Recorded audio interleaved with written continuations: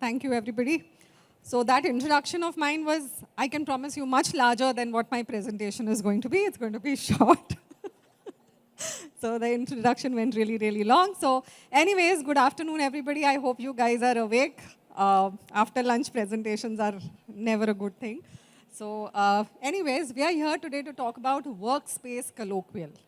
So all of the people who were speaking before me, Pony, Kshitij, Ritu, everybody, these are masters of the game. And when I got this thing from Bhavik कि आपको presentation करना है, आप करोगे instead of a panel discussion, I said, my God, what am I going to talk that will be different from what these guys have spoken? I knew what it was going to be, you know, how the workspaces are moving, how the interior spaces are going to be, the futuristic kind of scenarios.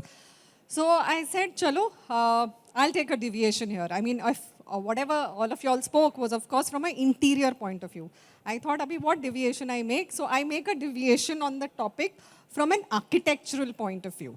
You know, we are all talking about these workspaces where we are talking about modular workstations. We are talking about people sitting on laptops and working.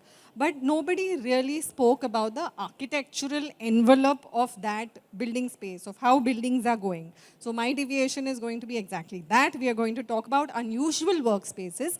And the further deviation is going to be a deviation in, the deviation is going to be on a new material that is coming up. Slowly and steadily, this material is encroaching upon us. And this was a material all of us used around 100 years back, when most architectural monuments were built in this material. But then as buildings started going vertical and there was faster construction happening, so everybody forgot about this material and it kind of receded into the background and it became a aesthetic kind of a material, just to do cladding. But today, and some few months ago, I was checking on, my usual research, and I kept on coming up with these architectural gems that this material that I have been talking about is making a comeback, and in an amazing way. So today, that is what I'm going to share with you. Unusual workspaces, workspaces like museums, workspaces like churches and temples, workspaces like libraries, where you have this very unusual material being spoken.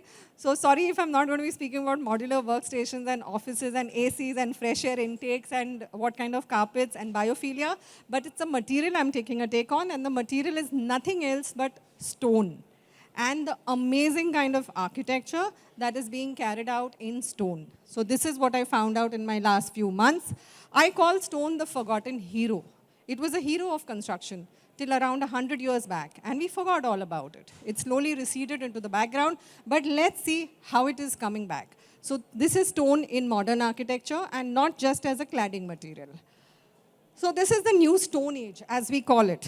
And how stone comes back to be the future of architecture is due to the new construction techniques, due to the new tooling techniques, due to robotic construction that's happening. So the first image that I have for you here is a winery in France. And the envelope. Now this is a workspace, guys. So it's not a typical office workspace, but this is a workspace for somebody, right? So this is the envelope of the building, which is built in solid structural stone. This stone is procured from a quarry, which is very close to the winery. And this was built with complete robotic construction. So zero wastage, absolutely zero wastage, and very fast to construct. Now imagine 100 years ago, agar ye stone mein banana hota hame, so this would have taken us years and years. But a robot can really do this really, really fast. And this creates this very unique workspace. You see this unique envelope that is around the building?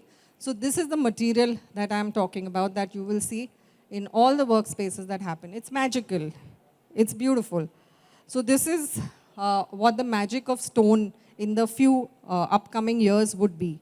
When the architect, it was a father and son team of stonemasons, they went ahead and crafted this beautiful and unique envelope of this winery. So that's how it looks.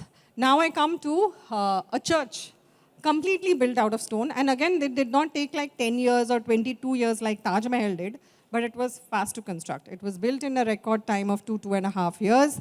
Again, sculpted on machines, tooled on machines. So that's how the interiors of the church would be. So church, again, I find a workspace, but then I find the materials that are being used so interestingly. There's no RCC construction. There's beauty in this. It's meant to last for a long, long time. It keeps on evolving with time, with seasons.